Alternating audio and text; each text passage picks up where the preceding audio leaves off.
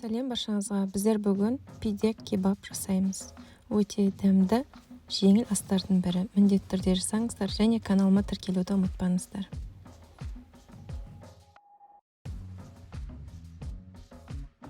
Ал жасауды бастайық. Етті осындай үлкен етіп турап, картошканы де дәл осындай қалыңдықта турап, бір ыдысқа салып, специяларымызды саламыз.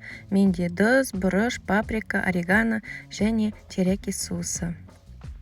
Енді ұнымызға бір шай қасық дрожжымызды, қантымызды және тұзымызды салып, сұйық майымызды құйып, бір жұмыртқа салып, жылы сумен қамыр илейміз. Қамырымыз өте жұмсақ та, өте қатты да болмауы тиіс.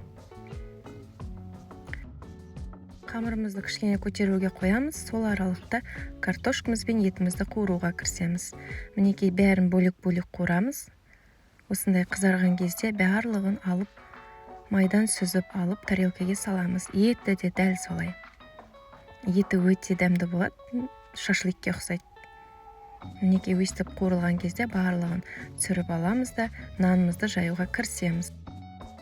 Нанды өте жұқа да қалың да қылмаймыз, және жайған бойда осылай противенге салып алыңыздар.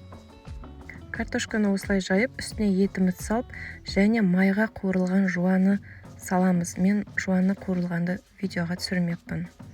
Сол үшін міндетті түрде өстіп қызартып, қуырып алыңыздар. Енді жан-жағын жабамыз. Дәл осылай жауып тастаймыз.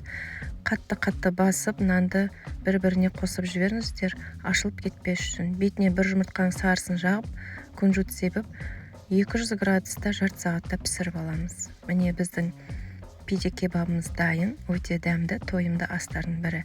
Міндетті түрде жасаңыздар. Сіздермен болған Ақмарал, астарыңыз дәмді болсын.